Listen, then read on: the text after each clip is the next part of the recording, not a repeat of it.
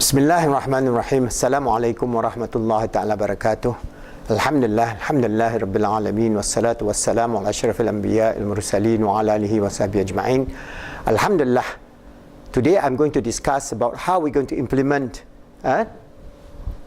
the number 7 aspect of Maqhasid Shariah, the foundational aspect of respect for human dignity, al-haqqul al-karamah. So what is important is that at the primary level, we must understand that human dignity is ordained by Allah subhanahu wa ta'ala. That means Allah created us as a human species, and we are created into tribes and religion and races and so on, so that we are to know one another, not to hate one another, not to destroy one another, because that is not what is the will of Allah for us to exist on this earth. That means we must respect human dignity, regardless whether they are Muslims, non-Muslims, whether they are of any religion or any race, whether they are black or white. We are all Bani Adam. So we have this haqqul karamah, which Allah has ordained upon us to respect and live within that framework. So what are the goals, hujiyat that we're going to do? First, we must understand within the context of the 21st century, especially in the Muslim world, this issue of gender equality. We are talking about equality in terms of being human beings, for example, but we have this very big issue, the elephant in the room, that very few Muslim scholars are willing to tackle.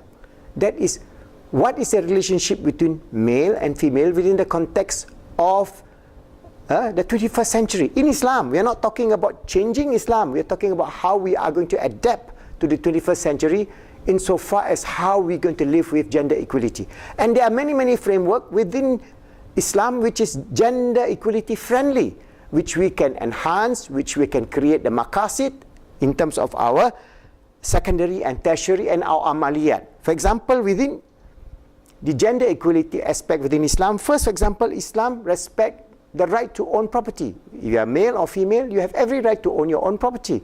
And the female have every right to inherit from the father, and that property belongs to her solely.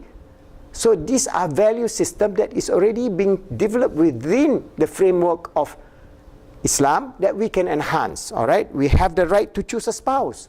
We cannot force a lady to marry somebody she doesn't like. So this is also, there are many hadiths, there are many qiyas and scholarly work on this. So there is no such thing as forced marriage.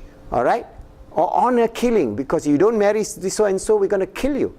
That is jahiliyah to the extreme extent. All right, we also have equal rights to divorce with different procedures.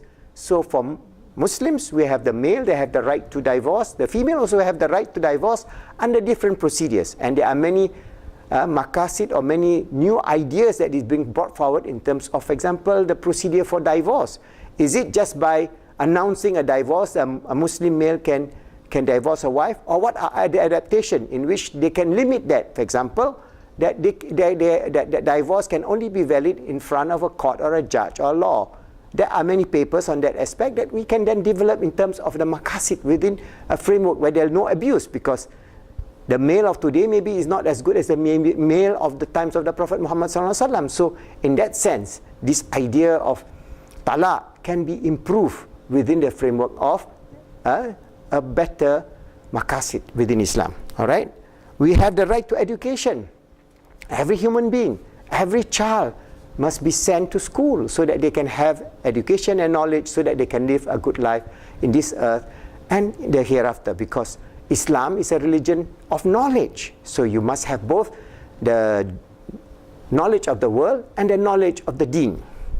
Then we have the right to work, and this is getting problematic in the 21st century, because not so far away from now, maybe 10, 20 years, 30 years from now, we have this whole technology that is coming in. For example, artificial intelligence and robotics technology is going to displace millions, if not billions of people in many fields.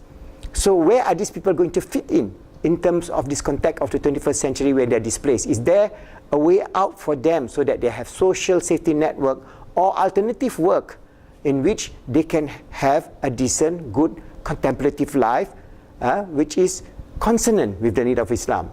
So they have the whole society in terms of the arrangement of the society in the 21st and 22nd century will have to be changed, because this technology of artificial intelligence and robotics is going to make billions of work redundant. So there will be billions of workers, manual workers, for example, the robots will take over, the truck drivers, self-driving trucks will take over, taxis, self-driving taxis will take over, even, for example, accountants, even consultancy services, and so on. There are many, many areas in which, if we are to go through this 21st century, we have to be very careful insofar as the rights of human beings vis-a-vis the rights that maybe is promoted by the multinationals and by the gross capitalists, because they want to earn more money, they want to have more productivity, but at the expense of the quality of life of every other human being. So there must be a balance. I'm not saying that we should not embrace technology, but we must have a balance in which we must know what are the limits in which we can absorb, so that all humanity, there's 7 billion of us in this planet Earth, what are we going to do? So the respect for Hakul Karamah as a human being must be on the forefront vis-a-vis technology that we are going to develop that can be destructive to the way of life. All right. We also have to have the right to community leadership. All right. Equal rights to witness, which is limited in Islam for women, but then there are many other ways in which we can find a maqasid within the framework of Islam. All right. So that is the basic hujjiyat insofar as gender equality. The second basic hujjiyat is basically respect for all the principles of Islamic law, which include divine revelation, respect for human person, family and community development, environmental justice and development, economic justice and development, political justice and development, human dignity development, knowledge development. Then we develop the institution to carry all these ideas at Amaliyat, thousands and thousands of programs that will build a social consensus based on recognition, respect, and implementation of all our rights as Muslims, as men and women in Islam, as human beings, as the environment in terms of all the living creatures, the wild animals, the insects, the birds. Everybody has their rights. So in this situation, when we talk about Hakul al-Karamah, we are talking about a balanced ecology for all human beings to live in peace, happiness, and success in the 21st century. And we Muslims, based on Maqhasid Shariah, can develop this framework. And there's a lot of research that needs to be done. And I encourage these young scholars who are studying Islam to find a balanced worldview and to also study other aspects. For example, if you are a good scholar in terms of fiqh, you also must learn, for example, secular law or sociology or psychology or any other field, so that you can then develop your worldview based on the realities of the 21st century. So inshallah, if we do that, we Muslims will be the true sincere servant of Khalifah, always striving to be good, making ourselves good, helping others to be good, and making the world good, striving to do the best, fulfilling the best, and receiving the best, inshallah.